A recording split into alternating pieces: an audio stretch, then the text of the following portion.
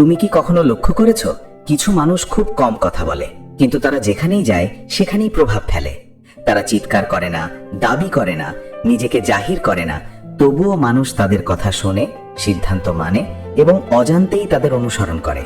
প্রশ্ন হলো, তারা কি এমন জানে যা অধিকাংশ মানুষ জানে না?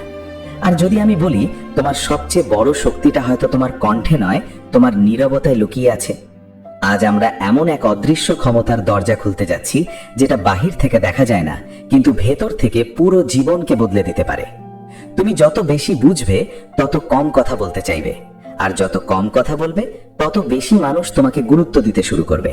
এইটাই সেই গোপন নিয়ম, যেটা খুব কম মানুষ উপলব্ধি করতে পারে। মানুষের সবচেয়ে বড় ভুল হলো, তারা ভাবে শক্তি মানে উচ্চ স্বরে কথা বলা, উপস্থিতি মানে বেশি কথা বলা, আর প্রভাব মানে নিজেকে প্রমাণ করা। কিন্তু বাস্তবতা ঠিক উল্টো। প্রকৃত প্রভাবশালী মানুষরা প্রথমে শোনে, তারপর ভাবে, তারপর খুব অল্প কিন্তু নিখুঁত কথা বলে। নীরবতা আসলে শূন্যতা নয়, নীরবতা হলো তথ্য সংগ্রহের সবচেয়ে শক্তিশালী অস্ত্র। যখন তুমি চুপ থাকো, তখন তুমি শুধু কথা না বলা মানুষ নও, তুমি হয়ে ওঠো একজন পর্যবেক্ষক। তুমি লক্ষ্য করো মানুষের আচরণ, তাদের আবেগ, তাদের ভয়, তাদের অহংকার। অধিকাংশ মানুষ কথা বলতে বলতে নিজের আসল চরিত্র প্রকাশ করে ফেলে, আর যে চুপ থাকে সে সেই চরিত্র পড়ে ফেলতে শেখে। এই জ্ঞানই হলো নীরবতার প্রথম সুবিধা। তুমি অন্যদের বুঝতে পারো, কিন্তু তারা তোমাকে পুরোপুরি বুঝতে পারে না। জীবনে যারা বেশি কথা বলে, তারা অজান্তেই নিজের দুর্বলতা প্রকাশ করে ফেলে। তারা কি চায়, কি ভয় পায়, কোথায় অনিশ্চিত, সবই বেরিয়ে আসে কথার ভিড়ে। কিন্তু যে মানুষ কম কথা বলে, সে নিজের কার্ড গোপন রাখতে পারে। ঠিক দাবার খেলায় যেমন যে খেলোয়াড় নিজের চাল আগে প্রকাশ করে দেয়, সে দুর্বল হয়, আর যে শেষ মুহূর্ত পর্যন্ত নীরব থাকে, সে সবচেয়ে বিপজ্জনক। নীরব মানুষকে মানুষ সহজে পড়তে পারে না, আর যাকে পড়া যায় না তাকে নিয়ন্ত্রণ করাও যায় না। এইটাই নীরবতার দ্বিতীয় শক্তি। তুমি অপ্রত্যাশিত হয়ে ওঠো। মানুষ সবসময় চেষ্টা করে অন্যদের একটা নির্দিষ্ট বক্সে ফেলতে, লেবেল দিতে, বুঝে নিতে।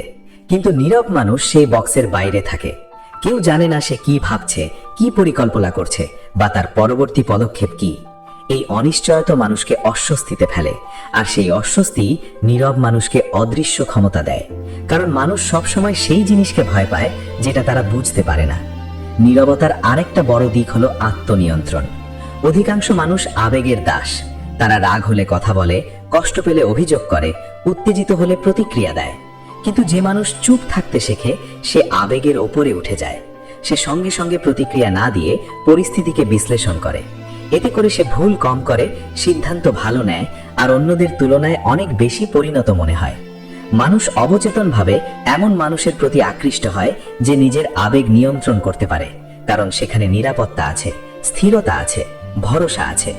নীরব মানুষ তাই শুধু শান্ত নয়, সে মানসিকভাবে শক্তিশালী, আর এই মানসিক শক্তিই তাকে ভিড়ের থেকে আলাদা করে দেয়।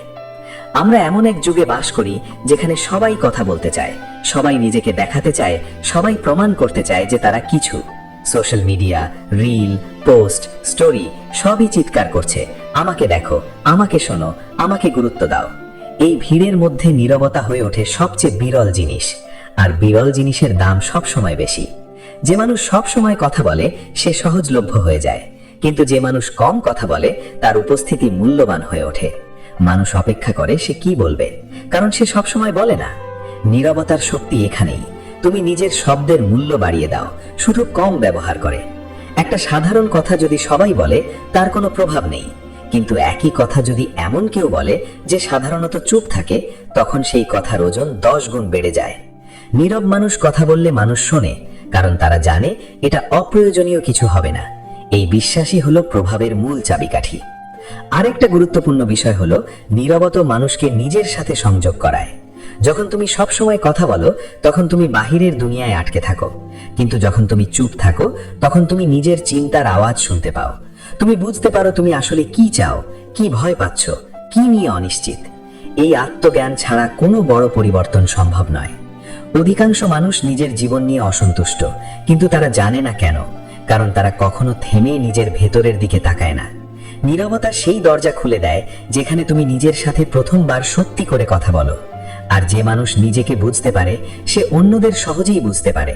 এখান থেকে আসে গভীর বুদ্ধিমত্তা। নীরব মানুষ সাধারণত কম কথা বলে, কিন্তু বেশি ভাবে। তারা পরিস্থিতির গভীরে যায়, পৃষ্ঠতলে আটকে থাকে না। তারা মানুষকে শুধু কথায় বিচার করে না, আচরণে বিচার করে। তারা ছোট ছোট সংকেত ধরতে পারে, একটা দৃষ্টির পরিবর্তন, কণ্ঠের টোন, শরীরের ভঙ্গি। এই সব কিছু মিলিয়ে তারা এমন তথ্য পায় যা কথার মাধ্যমে কখনো পাওয়া যায় না। এই কারণেই নীরব মানুষ প্রায়শই ভালো নেতা হয়, ভালো কৌশলীবিদ হয়, ভালো সিদ্ধান্তকারী হয়। কারণ তারা আগে বোঝে, পরে বলে। বেশিরভাগ মানুষ উল্টো করে, আগে বলে, পরে বোঝে। নীরবতার আরেকটা গোপন দিক হলো এটা অন্যদের কথা বলাতে বাধ্য করে। মানুষ অস্বস্তি পছন্দ করে না। যখন তুমি চুপ থাকো, সামনে থাকা মানুষ প্রায়শই সেই শূন্যতা পূরণ করতে চায়। সে আরো কথা বলে, আরো তথ্য দেয়, আরো নিজের ভেতরের জিনিস প্রকাশ করে। তুমি কিছু না করেই শুধু নীরব থেকে তার কাছ থেকে অনেক কিছু জেনে নিতে পারো। এটা মনস্তত্ত্বের খুব শক্তিশালী কৌশল। জিজ্ঞেস না করেও তুমি উত্তর পেয়ে যাও, চাপ না দিয়েও তুমি সত্যের কাছে পৌঁছে যাও। নীরবতা তাই শুধু নিজের জন্য নয়, এটা অন্যদের উন্মুক্ত করার এক অদৃশ্য চাবি। সবচেয়ে বড় বিষয় হলো নীরবতা আত্মসম্মান তৈরি করে। যে মানুষ সবসময় কথা বলে সে অনুমোদন খোঁজে, সে চায় মানুষ তাকে শুনুক, মানুক, বাহবা দিক। কিন্তু যে মানুষ চুপ থাকতে পারে সে প্রমাণ করে যে সে নিজের উপস্থিতিতেই সন্তুষ্ট। তার ভ্যালিডেশন বাইরে থেকে আসে না, ভেতর থেকে আসে। এই আত্মসম্মান মানুষ দূর থেকেই অনুভব করে। তারা বুঝতে পারে এই মানুষটা ভেতরে স্থির, তাই তাকে নাড়া দেওয়া কঠিন। এই স্থিরতাই অন্যদের কাছে আকর্ষণীয় মনে হয়। মানুষ এমন কাউকে অনুসরণ করতে চায় যে নিজে টলমল নয়। নীরব মানুষ তাই অজান্তেই নেতা হয়ে ওঠে, যদিও সে নেতৃত্বের জন্য চেষ্টা করে না। সব মিলিয়ে নীরবতা কোনো দুর্বলতা নয়, এটা সবচেয়ে সূক্ষ্ম শক্তি। এটা চিৎকার করে না, আলো ঝলমল করে না, নিজেকে বিজ্ঞাপন দেয় না, কিন্তু এটা ভিতরে ভিতরে মানুষকে বদলে দেয়, তাদের চিন্তা, সিদ্ধান্ত, সম্পর্ক, এমনকি ভাগ্য পর্যন্ত। যে মানুষ নীরবতার এই শক্তি বুঝতে পারে সে আর আগের মতো কথা বলে না। সে জানে সব কথা বলার নয়, সব প্রতিক্রিয়া দেওয়ার নয়, সবকিছু প্রমাণ করার নয়। কিছু জিনিস চুপচাপ থাকলেই শক্তিশালী হয়। আর সেই চুপচাপ শক্তিটাই হলো আসল সুবিধা, যেটা খুব কম মানুষ দেখতে পায় না, কিন্তু যারা পায় তারা আর কখনো সাধারণ হয় না। তুমি কি কখনো খেয়াল করেছো যখন তুমি চুপ থাকো তখন পৃথিবীটা একটু অন্যরকম হয়ে যায়? চারপাশের শব্দগুলো হঠাৎ পরিষ্কার শোনা যায়। মানুষের মুখের ভাব, চোখের দৃষ্টি, শরীরের ভাষা, সবকিছু যেন আরো স্পষ্ট হয়ে ওঠে। আগে যেগুলো চোখে পড়তো না এখন সেগুলো আলাদা করে দেখা যায়। এইটাই নীরবতার পরবর্তী স্তর। প্রথম স্তরে তুমি শিখো চুপ থাকতে, দ্বিতীয় স্তরে তুমি শিখো দেখতে। অধিকাংশ মানুষ শুধু শোনে শব্দ, কিন্তু নীরব মানুষ দেখতে শেখে বাস্তবতা। আর বাস্তবতা দেখা মানে শক্তির খুব গভীর জায়গায় পৌঁছে যাওয়া। কারণ পৃথিবীতে যেটা দেখা যায় না কিন্তু কাজ করে সেটাই সবচেয়ে শক্তিশালী। মানুষ সাধারণত বিশ্বাস করে যা বলা হয়, কিন্তু নীরব মানুষ বিশ্বাস করে যা দেখা যায়। এই পার্থক্যটাই তাকে সবার থেকে আলাদা করে দেয়। তুমি যখন কথা কম বলো তখন তোমার মস্তিষ্কে একটা জায়গা তৈরি হয় যেখানে অপ্রয়োজনীয় শব্দ ঢুকতে পারে না। সেখানে শুধু বিশ্লেষণ থাকে, পর্যবেক্ষণ থাকে, আর গভীর চিন্তা থাকে। এই অবস্থায় তুমি মানুষকে শুধু তার কথা দিয়ে বিচার করো না, তার কাজ দিয়ে বিচার করো। আর এখানেই আসে সবচেয়ে বড় উপলব্ধি। মানুষের কথার সাথে তার কাজের মিল খুব কম সময়ই থাকে। অধিকাংশ মানুষ যা বলে তার উল্টো করে। তারা সাহসের কথা বলে কিন্তু ভেতরে ভয় পায়। তারা সততার কথা বলে কিন্তু সুযোগ পেলে মিথ্যে বলে। তারা বন্ধুত্বের কথা বলে কিন্তু স্বার্থের সময় মুখ ফিরিয়ে নেয়। নীরব মানুষ এই দ্বন্দ্বটা খুব পরিষ্কার দেখতে পায়, কারণ সে কথা শুনে থামে না, সে আচরণ দেখে সিদ্ধান্ত নেয়। এই কারণেই নীরব মানুষ সহজে ঠকে না, সহজে বিশ্বাস করে না, সহজে ভেঙেও পড়ে না, কারণ তার বাস্তবতার উপর বিশ্বাস, কল্পনার উপর নয়। নীরবতার আরেকটা বড় শক্তি হলো সময়ের উপর নিয়ন্ত্রণ। অধিকাংশ মানুষ সবকিছু সঙ্গে সঙ্গে চায়, উত্তর, প্রতিক্রিয়া, ফলাফল। কিন্তু নীরব মানুষ সময়কে তার পক্ষে ব্যবহার করে। সে জানে সবকিছু এখনই বলার দরকার নেই, সব সিদ্ধান্ত এখনই নেওয়ার দরকার নেই, সব যুদ্ধ এখনই লড়ার দরকার নেই। সে অপেক্ষা করতে পারে। আর যে মানুষ অপেক্ষা করতে পারে সে প্রায় সব খেলায় জিতে যায়। কারণ পৃথিবীর বেশিরভাগ মানুষ অধৈর্য। তারা তাড়াহুড়ো করে ভুল করে, আবেগে সিদ্ধান্ত নেয়, ক্ষণিকের উত্তেজনায় ভবিষ্যৎ নষ্ট করে। নীরব মানুষ এই ফাঁদে পড়ে না। সে জানে কখন কথা বলতে হবে আর কখন চুপ থাকাই সবচেয়ে বড় উত্তর। এই নিয়ন্ত্রণ তাকে ধীরে ধীরে এমন এক অবস্থানে নিয়ে যায় যেখানে সে পরিস্থিতির দাস নয়, পরিস্থিতি তার নিয়ন্ত্রণে। নীরবতার সবচেয়ে গভীর দিক হলো শক্তির ভারসাম্য। কথা মানে শক্তি খরচ। প্রতিটা শব্দের সাথে তুমি তোমার মানসিক শক্তি, মনোযোগ, আবেগ খরচ করো। যারা সারাদিন কথা বলে তারা সন্ধ্যায় ক্লান্ত হয়ে পড়ে, অথচ বুঝতেই পারে না কেন। কিন্তু যারা চুপ থাকে তারা সেই শক্তি জমা রাখে। তারা অপ্রয়োজনীয় কথায় শক্তি নষ্ট করে না। তাই গুরুত্বপূর্ণ মুহূর্তে তাদের ভেতরে একটা আলাদা উপস্থিতি থাকে। তাদের চোখে একটা স্থিরতা থাকে, কণ্ঠে একটা ওজন থাকে, শরীরে একটা আত্মবিশ্বাস থাকে। মানুষ এটা অনুভব করে, যদিও ব্যাখ্যা করতে পারে না। তারা শুধু জানে এই মানুষটার কিছু একটা আছে যেটা অন্যদের নেই। আসলে সেটা কোনো জাদু নয়, সেটা জমে থাকা শক্তি। নীরবতা সেই শক্তির ব্যাটারি। নীরবতার মাধ্যমে তুমি নিজের ভেতরের শক্তিকে লিক হতে দাও না, অপচয় হতে দাও না। তুমি সেটাকে সঞ্চয় করো, পরিশুদ্ধ করো, আর ঠিক সময় ব্যবহার করো। এই কারণেই নীরব মানুষ খুব কম চেষ্টা করেও বড় প্রভাব ফেলে। সে জোর করে কিছু করে না, সে উপস্থিত থাকে, আর সেটাই যথেষ্ট হয়। আরেকটা গুরুত্বপূর্ণ বিষয় হলো নীরবতা মানুষকে ভিড় থেকে আলাদা করে। ভিড় মানে হলো একই চিন্তা, একই কথা, একই প্রতিক্রিয়া। সবাই রেগে গেলে তুমিও রাগো, সবাই অভিযোগ করলে তুমিও অভিযোগ করো, সবাই হতাশ হলে তুমিও হতাশ হও। এটা স্বাভাবিক মানুষের আচরণ। কিন্তু নীরব মানুষ এই চক্র থেকে বেরিয়ে আসে। সে দেখে সবাই কি করছে, কিন্তু নিজে বাধ্য হয় না একই কাজ করতে। সে প্রশ্ন করে, এটা কি সত্যিই দরকার? এটা কি আমার জন্য সঠিক? এই প্রশ্নগুলোই তাকে ভিন্ন করে তোলে। কারণ বেশিরভাগ মানুষ প্রশ্ন করে না, তারা শুধু অনুসরণ করে। নীরব মানুষ অনুসরণ করে না, সে পর্যবেক্ষণ করে। আর যে পর্যবেক্ষণ করে সে একসময় পথ তৈরি করে। নীরবতার আরেকটা অদ্ভুত দিক হলো এটা মানুষের ভেতরের ভয়কে সামনে নিয়ে আসে। যখন তুমি চুপ থাকো তখন অনেকের মনে হয় তুমি তাদের বিচার করছো, তাদের ভুল ধরছো, বা কিছু লুকিয়ে রাখছো। আসলে তুমি কিছুই করছো না, কিন্তু তাদের নিজের ভেতরের অনিশ্চয়তা বেরিয়ে আসে। তারা ভাবতে শুরু করে, আমি কি বেশি কথা বলছি? আমি কি বোকা দেখাচ্ছি? আমি কি নিজেকে ঠিকভাবে প্রকাশ করতে পারছি? এই অস্বস্তি তাদের দুর্বল করে দেয় আর তোমাকে শক্তিশালী অবস্থানে নিয়ে যায়। কারণ শক্তি মানে সবসময় আক্রমণ নয়, শক্তি মানে অনেক সময় শুধু উপস্থিত থাকা। নীরব উপস্থিতি মানুষের মনে চাপ তৈরি করে, অথচ তুমি কিছু বলছো না, কিছু করছো না। এইটাই সবচেয়ে সূক্ষ্ম ক্ষমতা। নীরবতার সবচেয়ে বড় গোপন সত্য হলো এটা মানুষকে নিজের ভেতরের ভয়, শূন্যতা আর সত্যের মুখোমুখি দাঁড় করায়। যখন তুমি একা বসে চুপ থাকো, কোনো স্ক্রিন নেই, কোনো শব্দ নেই, তখন হঠাৎ তোমার মাথার ভেতরের চিন্তাগুলো জোরে কথা বলতে শুরু করে। তুমি বুঝতে পারো তুমি আসলে কি নিয়ে দুশ্চিন্তায় আছো, কি এড়িয়ে চলছো, কি স্বীকার করতে চাইছো না। অধিকাংশ মানুষ এই অবস্থাকে ভয় পায়, তাই তারা সবসময় ব্যস্ত থাকে। মোবাইল, গান, কথা, কাজ, মানুষ। কারণ নীরবতা মানে নিজের মুখোমুখি হওয়া, আর নিজের মুখোমুখি হওয়া সবচেয়ে কঠিন জিনিস। কিন্তু যে মানুষ এই কঠিন কাজটা করতে পারে সে ভেতর থেকে বদলে যায়। সে আর বাইরের জিনিসে সহজে নাড়ানো যায় না, কারণ সে নিজের সত্য জানে। আর যে নিজের সত্য জানে তাকে কেউ সহজে মিথ্যে দিয়ে নিয়ন্ত্রণ করতে পারে না। নীরবতা তাই শুধু সামাজিক শক্তি নয়, এটা আধ্যাত্মিক শক্তিও। এটা তোমাকে বাইরের দুনিয়া থেকে ভিতরের দুনিয়ায় নিয়ে যায়। সেখানে তুমি বুঝতে পারো তুমি কে, তুমি কি চাও, আর তুমি আসলে কি নিয়ে ভয় পাচ্ছ। এই বোঝাপড়া ছাড়া কোনো গভীর আত্মবিশ্বাস সম্ভব নয়।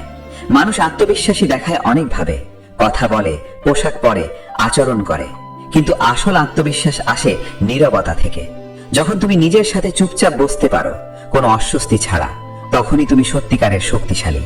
তখন আর তোমার প্রমাণের দরকার হয় না, ব্যাখ্যার দরকার হয় না, জোরের দরকার হয় না।